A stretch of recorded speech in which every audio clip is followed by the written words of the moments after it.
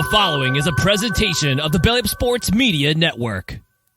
Well, we're going to jump after that fantastic time with Roy and Donavan. We're going to jump on into our second guest of the night here, Ryan McCarthy. Ryan, you are officially in studio. How are you doing, buddy? Oh, we can't hear you. Oh, we got him now, I think. About to connect to No Credentials Required, so because I can stream to both YouTube and Twitter on for No Credentials Required. But no, guys, things are great. How about you guys? You know, fantastic. Life getting busier and busier by the day, it feels like, but baseball always makes it worth it. So why don't we kind of just open things up here? Tell us a little bit about what you do.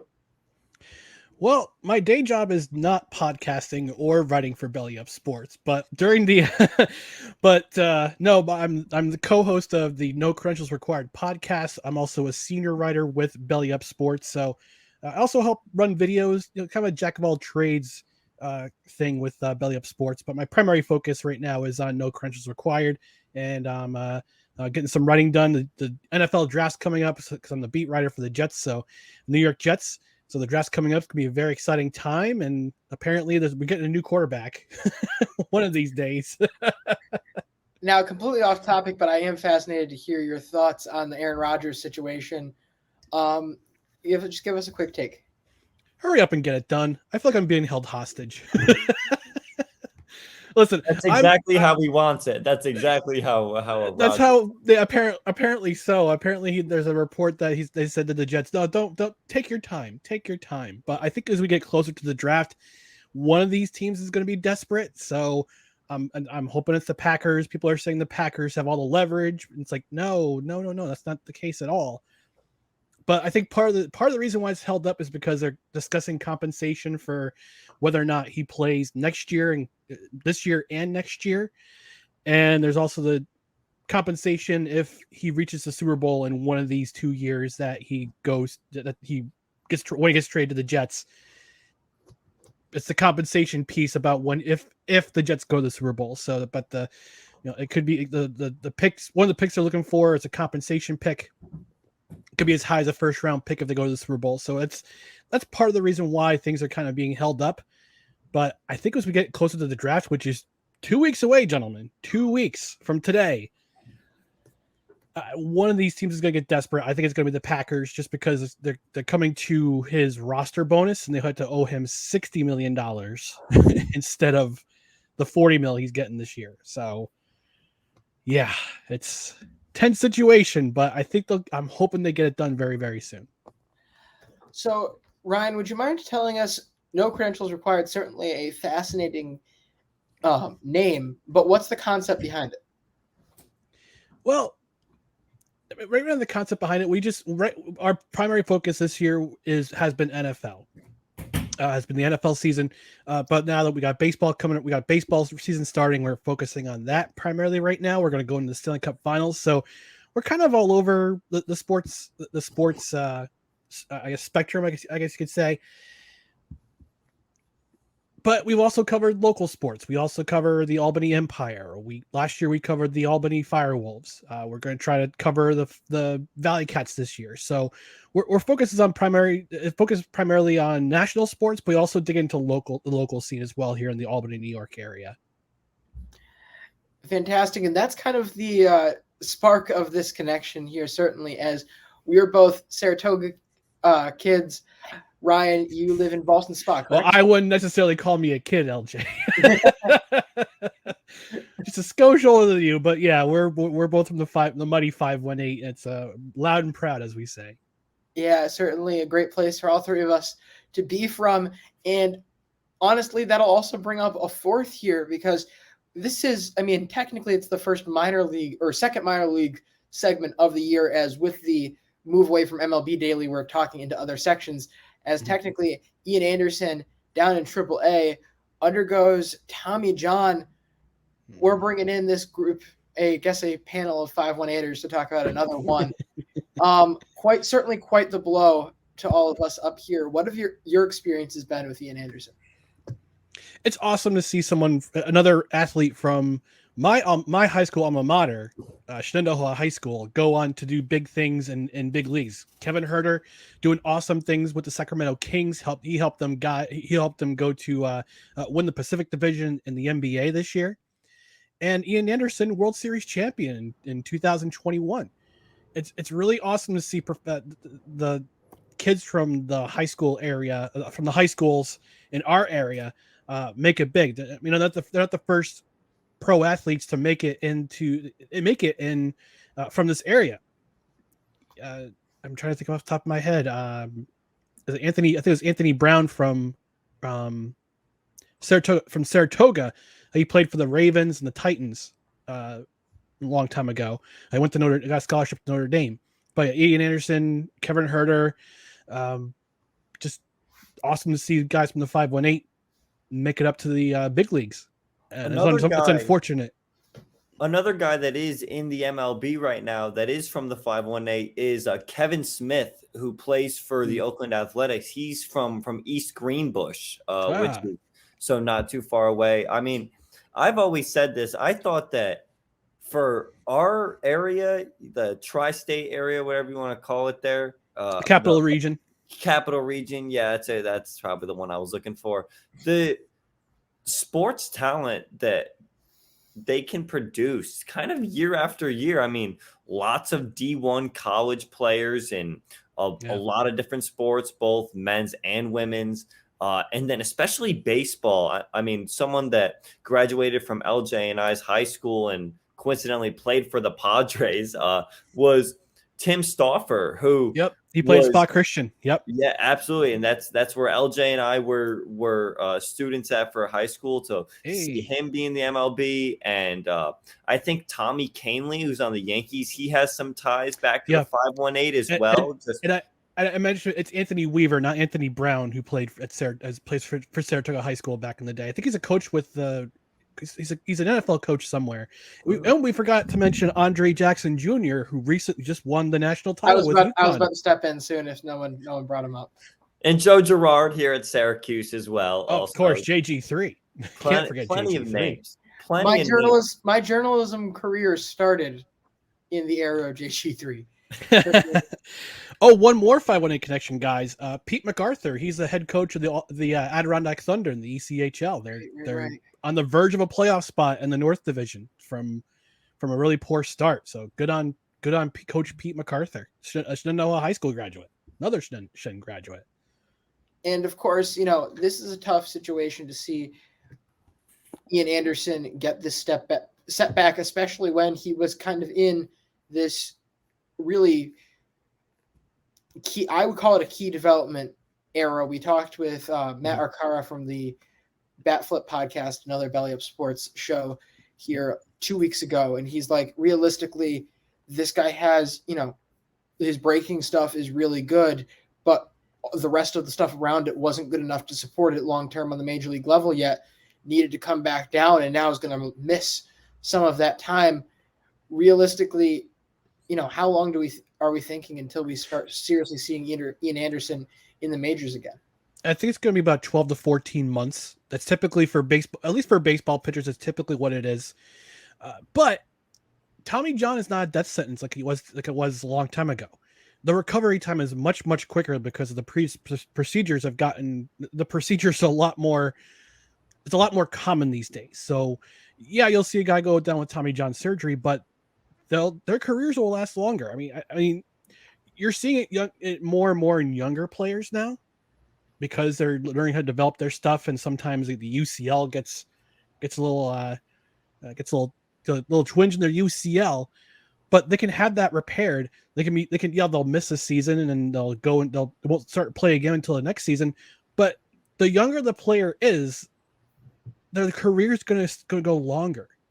So I think this is not necessarily a bad thing for Ian Anderson. Yeah, it's a setback in his development, but in the long run, he's going to be a better pitcher for it because he's having it. I don't think he's only even 22 or 23 years old, if I'm not mistaken. I think he just turned 22 or 23. So he's still a young guy, and I think this is a good thing for I mean, in the long run, yeah, it'll be good for him. Right now, in the short term, it's a bummer because the Braves lose another arm, but it could work to his advantage because he can prolong his career with this surgery. And I just checked; he's 24. Oh, he's But 24. Well, that was again, close. yeah, it's We're still live, folks. it 100% still hits home the same factor. It's just again, it's brutal to watch a guy now, especially when he's in this waiting game to get to that glory. Mm-hmm. Have that waiting game be double the time. But I certainly hope he ends up coming back stronger than ever. I was kind of licking my chops earlier, watching this Yankees box score come through, knowing that you two would be here tonight. I was wondering if we could react overall to how this game went on. I did not watch the game. I was actually at my buddy's house. I take Krav Maga. I'm a student of Krav Maga, the martial art. So I didn't watch the game, but I saw the box score. I'm looking at the box score right now, and Joey Brito did not have a good night. Didn't even get out of the first inning. And even IKF had it through an inning. So that's how bad things got for the Yankees tonight. But overall, I'm pretty pleased with how the season's gone so far. They've won 4 straight series to start the year, and it's good to see. Though they've got a couple arms that are missing right now with I can't remember his name. I just mentioned him the other day. Rodon, yeah, he's going to be out for a bit, and Sevy's going to be out for a bit, and they lost Frankie Montas. I don't think he's going to pitch this year. But the young guys have kind of held things up until tonight. Joey Brito had a couple of good outings. Nestor Cortez, he's doing his usual thing. Garrett Cole, he's dominant as always until somebody complains about the ticky tack on his hand. But no, it's the one concern I always have with the Yankees is starting pitching. Up until tonight, it's been pretty solid. Hitting's always going to be there. And the pleasant surprise right now is Franchy Cordero. Picked him up on waivers after spring training. He's got 4 home runs already. And I didn't expect that. I didn't expect that at all. Now it's going to be interesting to see who's going to be the odd man out in the outfield. Right now, it appears to be a young man named Aaron Hicks, who was highly touted when they brought him in from the Twins. But after signing that large contract of his, he hasn't performed up to expectations. He had a little bit of a rough time yesterday in that game in that rubber match against the Guardians. But I think having Franchy Cordero as a pleasant surprise right now, and you're always going to have Aaron Judge be as dominant as he is. He's starting to prove his chops as the defending MVP of this league. So I'm up until tonight. I'm pretty pleased with see how the Yankees are doing. Yeah, honestly, as a fellow Yankees fan myself, I really don't have any complaints to start the year. Sure, the injuries hurt, and I'm really excited to see Carlos Rodon get out there and pitch for us because he's been so good the last few years. But I would much rather him be fully healthy. We get it where the weather's a little bit warmer, the arms actually start to heat up, like literally heat up, and the offense has been pretty solid so far, not too many complaints. And once you get Harrison Bader back, that's just another bat to add to the lineup, and he was so impactful in the playoffs last year. I mean, I think he had 4 home runs in our playoff run, and of course in center field, there's not many that are better out there than him. So I think that there is a lot to look forward to this year. I heard a few complaints that other than Rodon, we didn't really do much to the team. And it's like, yeah, but also if you have that second ace, if you're talking about trying to get past the Astros, sure, we pitched well enough in that series, but imagine if you had another guy like a Garrett Cole or like a Carlos Rodon to throw out there in a series in the playoffs. It just makes this team even more scarier. You go and you re-sign Rizzo. Of course, you get Judge.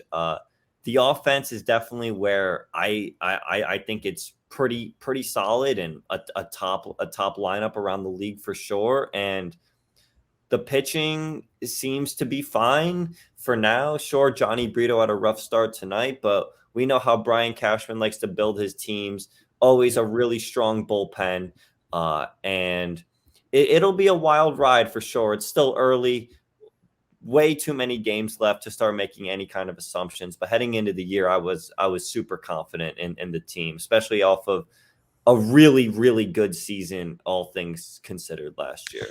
My biggest worry for this year is, last year we had 1A and 1B. 1A was Cole, 1B was Cortez. I didn't expect this kind of season that Nestor Cortez had. And he's from last year, and he's carried it on this year. So, but I would like to see Cole establish that, be that dominant ace they paid him $300+ million to be. And right now, all indications are he is that guy. He is back to being a dominant ace. That's why he brought him. That's why you brought him in. And God bless the Seattle Mariners for releasing Nestor Cortez, because he wouldn't be a Yankee. He wouldn't be a Yankee today. And they got their one lefty that they've always had a dominant lefty. From the core 4 years, Andy Pettitte was that dominant lefty for so long. Whitey Ford, Ron Guidry. You look down the line of Yankees history, you see they always have a dominant left-handed pitcher.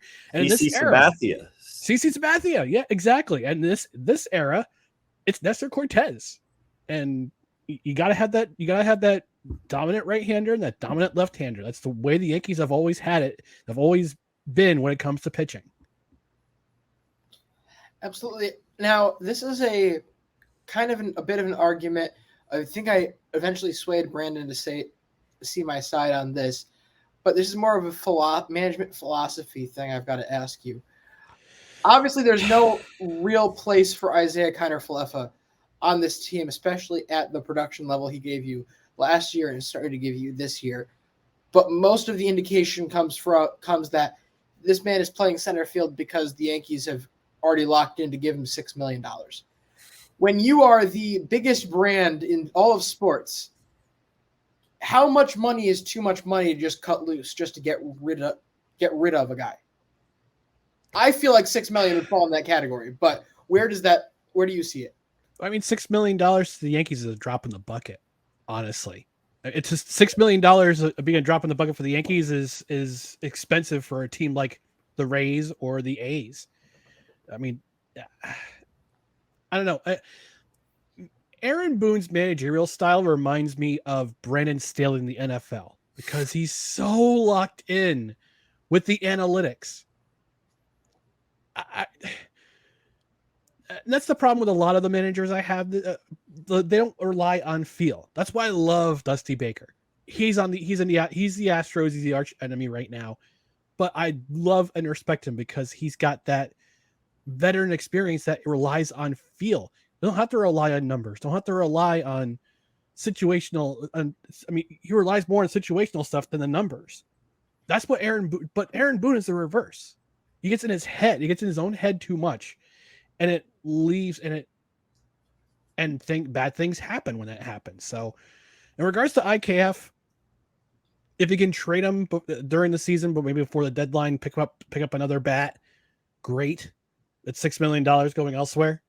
But yeah, $6 million is to the Yankees is just a drop in the bucket. And whatever Aaron Hicks is getting paid too is also the same, another drop in the bucket. Because you're already paying Aaron Judge what, $40 million a year? Oh yeah. You're paying Garrett Cole $35 million a year? Like, come on. $6 million? You're gonna complain about that? You can make that up in TV advertisements. I mean, come on. $6 million.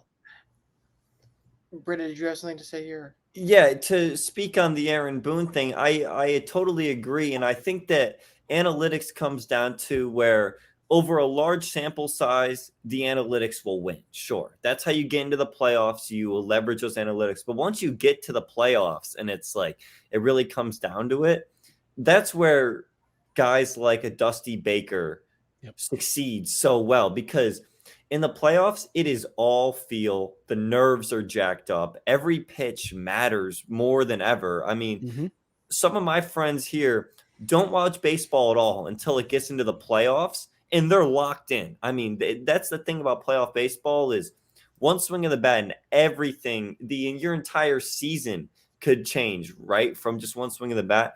That's where I totally agree. Feel matters so much more, and just knowing the right thing to do, given the energy, just everything in the stadium. Totally agree that at some point you got to throw the analytics away. You could argue that's why the Rays lost the World Series a few years ago against the Dodgers. They pulled Blake Snell, right, in Game 6 after he was pitching so well because the analytics told them, third time through the lineup, we're not sure if we should do this. And it ends up really, really hurting them. But, yeah, I mean, you're spot on right there with that. Now, of course, going back to last year, you barely squeak by the best manager in the league. You go with you've got the best you've got the best manager in the league. You barely squeak by, and then you end up falling to another one of the great managers. What do you need to do to really get to that next level? Do you think this group has enough? I think they have enough in terms of hitting. Pitching wise, I think they match up well. They can get by. They can get through. I think they need one more arm, especially if Rodon's going to be out long term. I keep hearing he's close. Okay, but where is he? And you got Severino already on the IL, and who knows how long Brito's going to be in the lineup in the rotation until either Severino or Rodon comes back. I think they get one more arm and they get one more veteran bat. And I think that might help them get over the top. Now, they re-signed Judge. They did enough. They did it enough to get to where they right now the mission is to beat the Astros. This team's built to beat the Astros. They're not built to win the World Series. I feel like they need one more arm and they need one more veteran bat, and that'll get them over the top. Trade deadline in late July. I think Cashman will try to do some magic like he did last year, although I'm still kind of befuddled about the Jordan Montgomery trade. But I understand when Harrison Bader came along, I got it. That's when I fully figured out why the method behind his madness, because everybody wanted Cashman fired when they traded Montgomery. Then Harrison Bader comes along, hits those 4 home runs in the postseason. They're like, okay, Cashman can keep his job. But I think one veteran bat and one veteran arm, I think that could put them not only past the Astros, but they also could bring them a World Series title, that ever elusive World Series title that hasn't been around in 14 years. Fantastic. As we wrap up here, I'll extend the same question I extended to Roy and Donavan to you here. One of the big things we do is favorite players that didn't play for our favorite team. If you wouldn't mind, do any particular players come to mind that you've loved watching over the years? Does it have to be in this particular decade, or could it be in past decades? Whatever. Up to you. Tony Gwynn. I would have loved to see Tony Gwynn in pinstripes. God rest his soul. But I would have loved to see him in pinstripes. You couldn't get him out. Period. That's why his batting average, one of the best batting averages in the modern era. Plus that short porch in left field, he could hit. He wasn't the biggest. He wasn't a power hitter per se, but I can see him launch a few bombs over that short fence in Yankee Stadium. But he was a hitting machine, and he was arguably my favorite hitter growing up, other than Don Mattingly, was Tony Gwynn. That was one guy I would have loved to see in pinstripes with the number 19 on on the back of his jersey. Fantastic. Well, Ryan, as we wrap up here, why don't you just plug yourself again and tell people where to find you? Yeah. So no credentials required. We're streaming now. We do live stream on Tuesday nights at 7. We might switch up the day of the week pretty soon. Now that my co-host is ending a personal commitment he has on Monday nights. But we typically stream on Tuesdays at 7 p.m. Eastern on YouTube and Facebook and also Twitter. You can find our show at facebook.com/NoCredsREQ. On YouTube, just search for No Credentials Required. On Twitter, it's at NoCredsREQ. Personally, for me, you can find me on Twitter at whoisryanmcc. You can find my articles on bellyupsports.com. Well, fantastic. Ryan, you have a wonderful evening. It was great to talk to you again. Absolutely. You guys stay cool. It's hot outside. Oh, yeah. Insane. All right. Have a nice night, Ryan. Thanks, guys. Appreciate you.